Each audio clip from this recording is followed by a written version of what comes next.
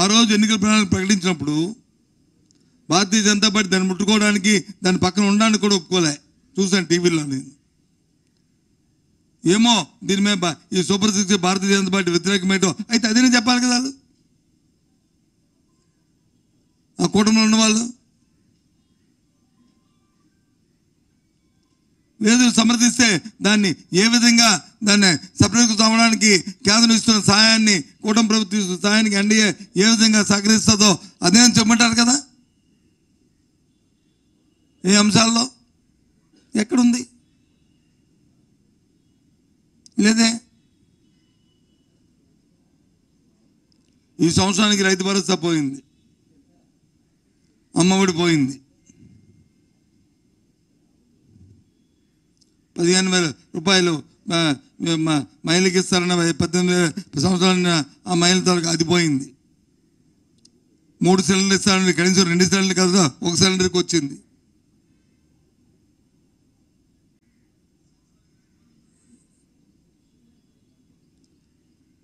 రాజకీయాల్లో విశ్వాసత ముఖ్యం.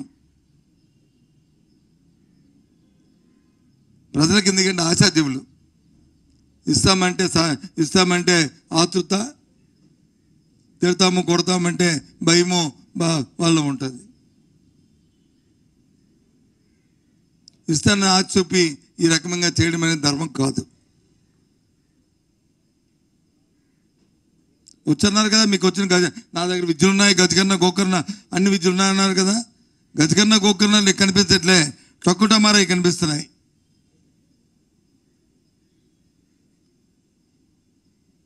దయచేసి బయన్ లాజ్గా మీ అందరికీ మీ ద్వారా మా అభిప్రాయాన్ని,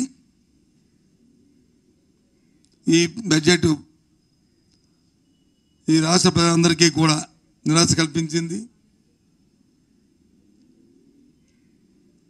ముఖ్యంగా సామాన్యులకు కానీ మీరందరికీ కూడా దీనివల్ల ప్రయోజనం కనిపించలేదు. మాకు దీనివల్ల మా అభిప్రాయాన్ని తెలియజేస్తున్నాం. దానికి ఈ ప్రస్తుతం ఉన్న ఈ ఎన్డీఏ ప్రభుత్వం తీసుకున్న చర్యలు కూడా, నిర్ణయాలు కూడా వల్ల 1-2 ఉన్నప్పటికీ కూడా అవి సాధ్యం కానివి, అవి సాధ్యం కాదనేది మా అభిప్రాయంగా తెలియజేస్తున్నాం. ఓకే.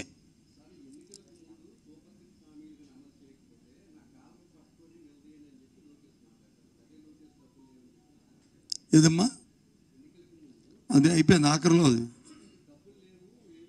అదే కదా చెప్తున్నాను. ఎన్నికల ముందు చెప్పింది నాయకులు ఏం చెప్పారంటే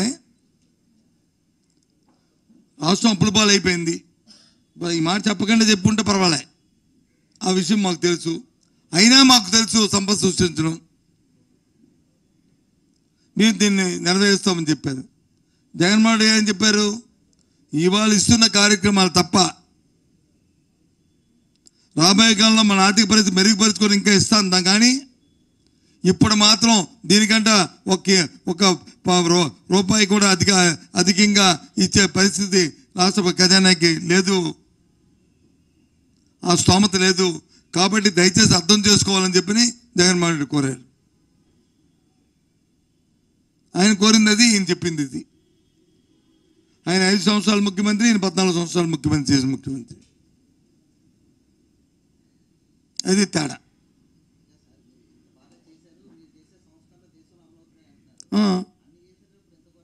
ఎస్, ఓడిపోతాయి. ఒక్కోసారి ఎన్ని చేసినప్పటికీ కూడా ప్రజలు వచ్చి ఆలోచనల విధానంగా ఉండొచ్చు, మేము ఎన్నో చేయొచ్చు, కానీ ఎక్కడ వచ్చిన తప్పులు జరుగుంటాయి. వీ అడ్మిటెడ్, జరగలేదని మేము అనలేదే.